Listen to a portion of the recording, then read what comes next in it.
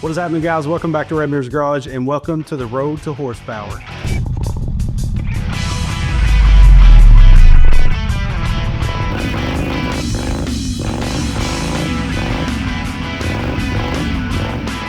We're back on the Wildcat 240. On the last episode, we installed a CNC ported big valve Wildcat head. We installed the PWK 24, and we also installed a Reaper cam. We didn't make massive gains, but we made it more usable power where we need it on these mini bikes in the woods. And we got a lot of drivability out of stuff like the carburetor. So we're doing kind of the same thing. We're gonna make dramatic changes in our engine without changing displacement or compression. We're gonna do that with a new forged rod and EC's forged piston. Now, of course, the biggest deal with a forged piston over something like a cast or a billet piston is it's the ultimate strength in a piston. We can also get a lot lighter weight pistons by having a forged piston, and that's exactly what EC has done. It also has coated skirts, and this is going to knock down on friction in the cylinder, and it has thinner rings that's going to give you a better seal and also less friction there. So we can open up some unused horsepower because we're getting rid of that weight. The rod is allowed to be a little bit longer, but they put that weight from the extra length on the rod down at the larger bore on the crank, so it doesn't affect the engine. So basically we're going to be throwing around way less weight in this engine, which could unlock some potential horsepower. It's going to help the engine rev freer, faster, as well as could smooth out our engines. If you remember when we did the Chinese build on the 212 Predator, we put that Chinese billet rod and that coated piston into that Hemi Predator, and the thing vibrates pretty bad. And I would imagine that's due to the weight of the piston throwing the balance of the engine off, as well as that billet rod. But with this forged rod and forged piston combo, it's hopefully going to reduce even more vibrations out of this particular engine, and again free up some horsepower, and it's just going to give us some longevity out of our engine, because the more vibrations you can keep out of your engine, the less parts are going to wear. Now, we've talked in the past about how forged is better than billet because it's realigning the grain structure of the metal. So it's the ultimate way to get strength, and that's why EC chose to do this on their rods and now on this piston. But this rod also has insert bearings just like the billet equivalents do, and that's going to dramatically knock down on the wear in the block. And you have a buffer zone basically, so you can change your rod bearings out every few years, or depending on how much you run your engine, and not have to replace an entire rod or a crank like you would with the stock style rods. So this forged piston does have a 13mm wrist pin size, and what this allows is reducing the piston's height, and it's going to enable a longer connecting rod, improved rod ratio and rod angle, and better overall engine efficiency, and of course reducing wear. When we compare this new forged piston against the Tillotson piston, against the Wildcat 223, as well as the Tillotson 212E's piston, you can see the weight difference are massive. The weight savings in this EC forged piston, it saves about 56 grams over some of the pistons and 25% reduction in reciprocating weight, and that's massive in these engines. We also have a graph showing the different lengths in rods.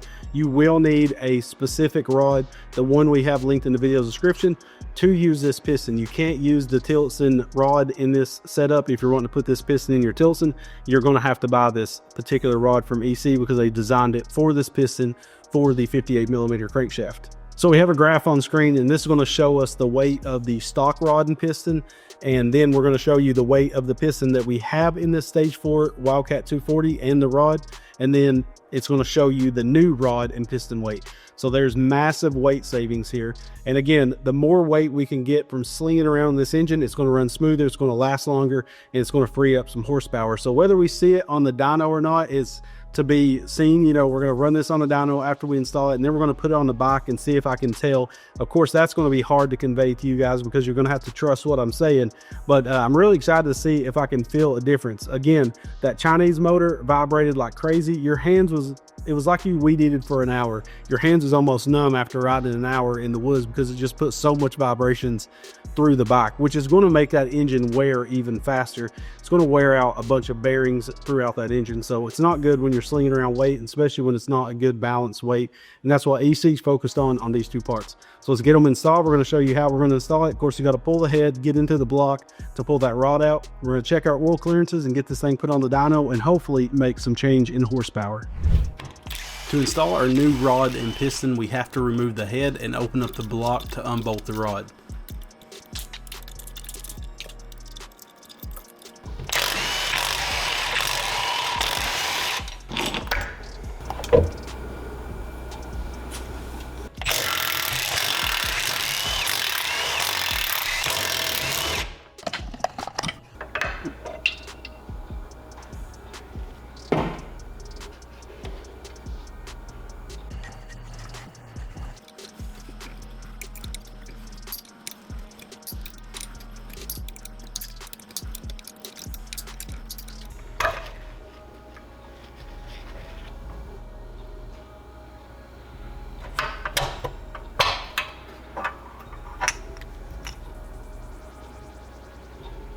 So now we have the engine stripped down, we can go on to checking our oil clearance on our rod bearing, as well as checking our gap on our rings. Now we're going to want to check our first and second compression ring. That's the two thicker rings near the top of the piston. And how we're going to do that is we're going to put one at a time in the cylinder. We're going to square it up with the piston.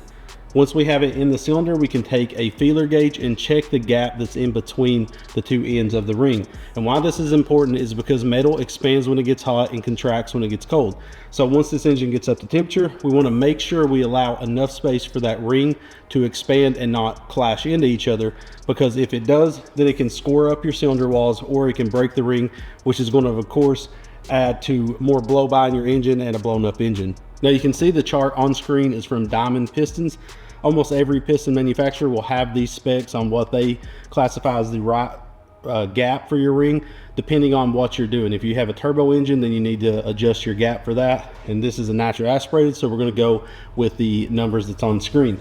So if the gap is too little, if we need to open it up, we're going to use a piston ring grinder. I have a cheap one off of Amazon. These are linked in the video's description. And we're going to use this and grind each side of the opening.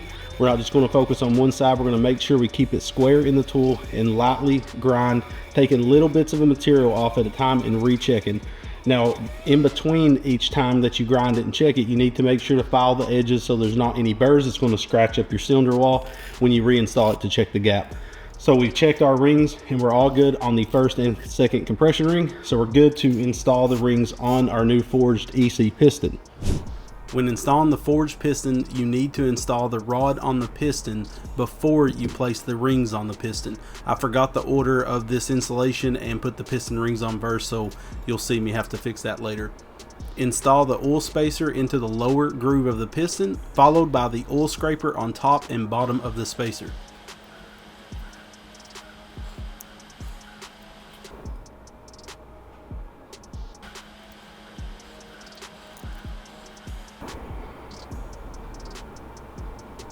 Install the first and second ring with any numbers or letters facing up towards the top of the piston.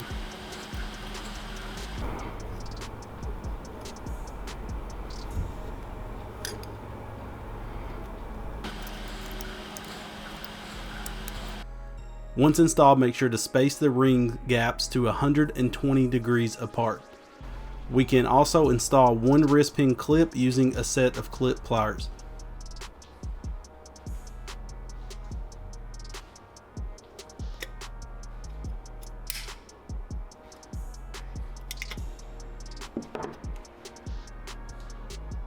Now we go on to checking our rod bearing clearance on the crankshaft.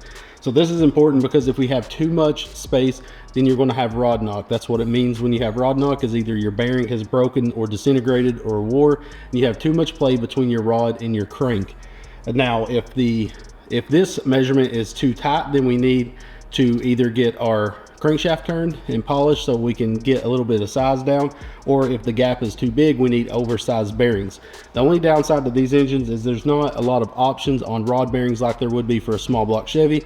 So normally if your crank isn't measuring right, you need to replace your crank, or you may have the wrong rod and rod bearings for your engine. Now, I've never had one test out of spec, even on a higher mileage or higher hour engine. I've never had one check out of spec. Not to say that it can't, but it's very rare for that to happen. So we're going to make sure that we check our crankshaft and see what the measurement is. And you can do that with calipers, but you're going to want to check several different spots of the crankshaft journal, all the way around it in different spots, each side, the middle, to make sure you're getting a really accurate measurement, and to also make sure that your crankshaft journal isn't ovaled. Now, once you have that number, you can check the instructions with your billet rod or forged rod, depending on what you have. It's going to be the same for EC, ARC, or any other performance rod for these, and it'll tell you what that gap needs to be and what that measurement needs to be. You can also check it with plasti gauge. You can buy plasti gauge in different colors depending on the thickness that you need to check, and it has a chart right on the packaging to check the squish on that plasti gauge to show you what the gap is between that bearing and the crank. Now, to do this, we're going to put our rod in the vise. We're going to use some soft jaws so we don't damage the rod. Then we're going to install the rod bearings in the cap as well as the rod. Now, with no oil on the rod bearing or the crank, we're going to lay the crank really gently onto that rod bearing, and then we can install our cap and torque it to spec, making sure to line up the dots on the rod cap. Once we have it torqued to the manufacturer's spec, then we can pull that cap off and check the squish on the plastic gauge. You can see ours is checking right within the measurements, so we're good to install the rod as well as the piston in this engine. Now we're going to go on to putting our new piston onto our rod. Make sure to orientate it like shown in the video, and that's the way the piston needs to be installed on the rod, because the rod does have two sides. The longer ear is the side that gets the cap with the dip stick for the oil splash lubrication.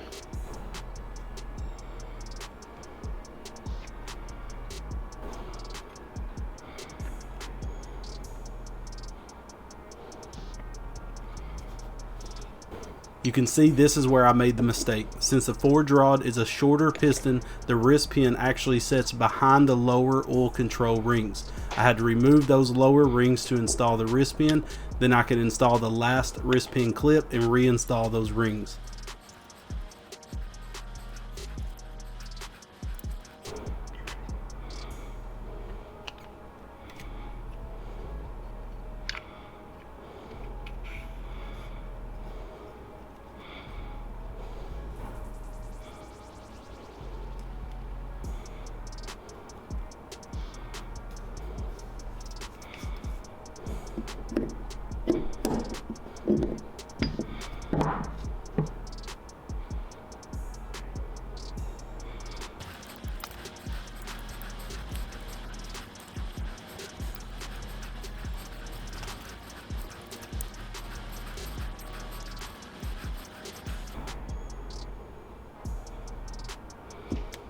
So now we can go on to installing the piston into our block. You can see I'm using a billet piston ring squeezer from Wiseco. These are extremely handy. I think they're about $40 or $50. I've linked in the video's description a few different sizes. Of course, we're using a 72mm one for this 72mm engine. They're a lot better than the ratchet style ring compressors because they're more likely to have a ring kick out when installing, and if you have that happen, you can break a ring. I've done it back in the day and it sucks. You're rushing to get a ring last minute. So these are really nice because you can seat them against the block with a mallet, lightly tapping it, making sure it's seated all the way, and use the handle of the mallet if it's wooden or rubber coated to tap it on into the block.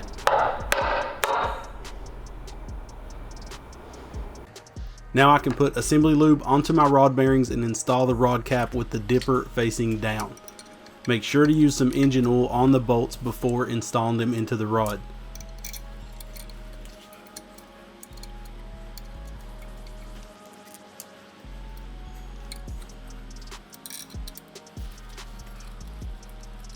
Now we can get our rod torqued to spec and put our side cover and head back on, and we are done with this build, and we can throw it on the dyno to see if we make more horsepower.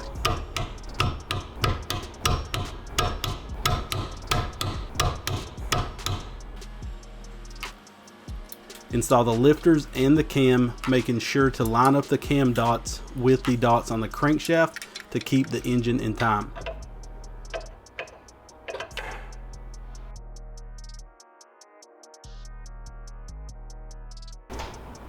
Now we can install the side cover and torque down to 20 foot-pounds.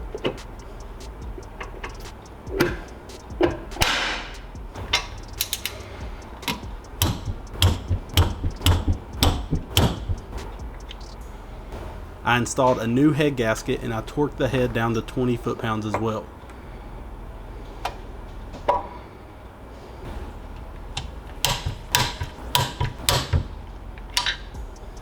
Install the push rods and set the valve lash to 3/1000ths of an inch.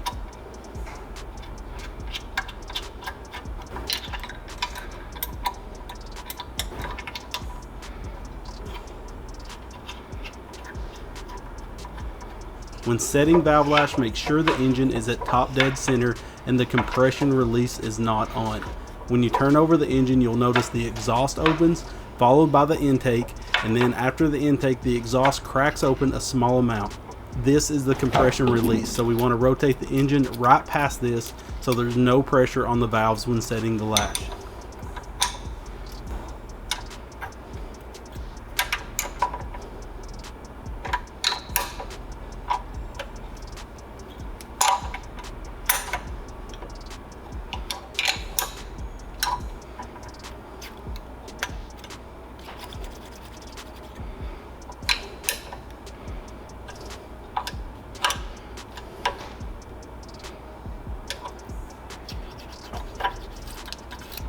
With all that set, we can put on our valve cover and run this engine on the dyno to see if we picked up any lost power from that weight.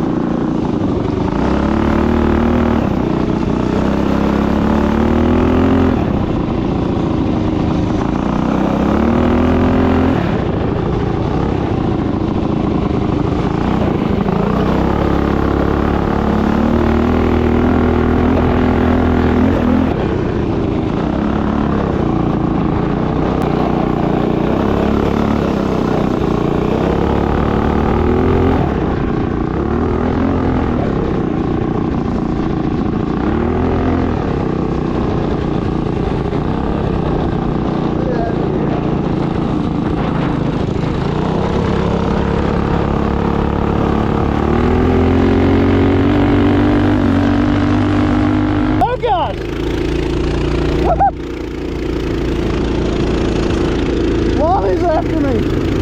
We're filming 2 videos at once. He's got the Wildcat with the forged piston. Woo! Still full.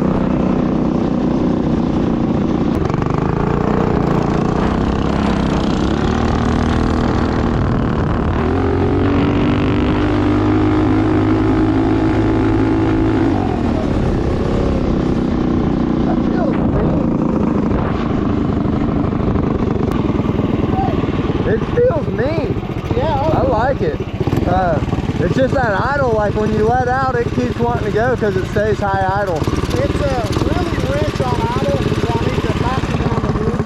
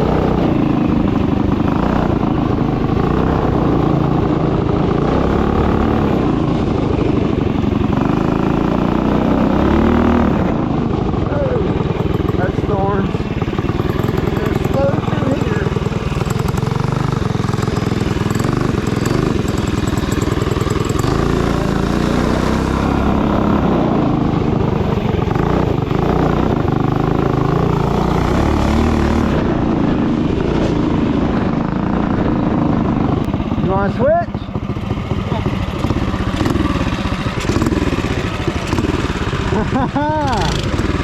It punches. Whoa. Oh yeah.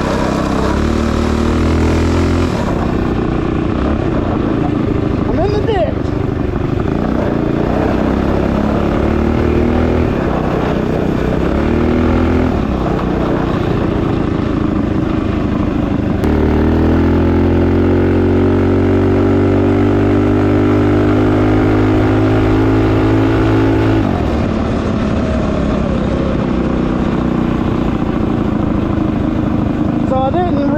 This car, it needs the idles are real rich on it.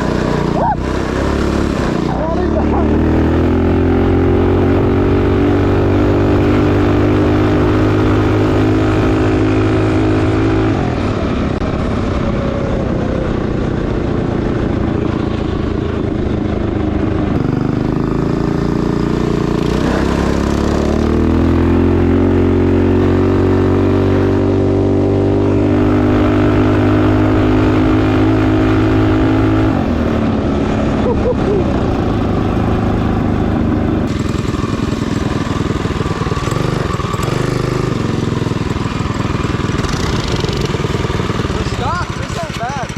That's what I was saying, is I don't remember those things being so good stock. Yeah, stock, this ain't bad. That stall, yeah, a little bit of a punch in the bottom end, and then it just keeps pulling.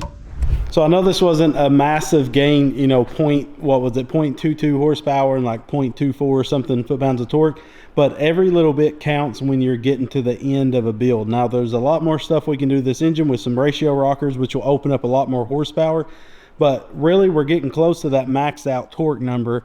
It's really hard once you get to like 15 and a half. It's very hard to get more torque without spending a ton of money on these engines, but we're going to go the extra mile on this Wildcat. We still got a lot of stuff to do. So the next video we're going to do another upgrade. We're going to go with the PVL coil as well as the flywheel that matches it from EC, just to see what that does. We're also, before we switched it, we're going to switch back to the stock key.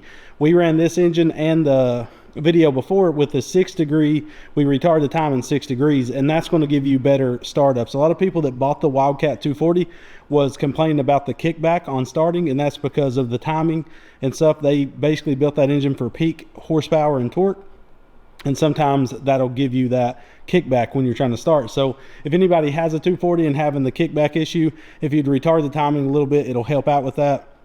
But when you get to the higher horsepower builds, we've talked about this in the past, a lot of people switch over to a starter box, and that's where this engine's about on the level with the timing and stuff. So let us know what you think about this forged piston and the new forged rod, the longer rod. I know you can't tell because we're riding it, but I truly can feel that the engine is a lot smoother. I'm telling you, if you jump on that Chinese engine, you can really see what an unbalanced, very unbalanced engine is, and then jump on this Wildcat. It's super smooth and puts down so much low end torque. It's a sick engine. It's one of our favorites. It is our favorite, I should say. So next video, PVL coil and that flywheel. We're going to also dyno it with the stock key before we pull that off, just to see what horsepower we make. It'll probably open up a little horsepower, advancing the timing back to 34 degrees, but we'll see. And then we have the original Road to Horsepower Hemi engine.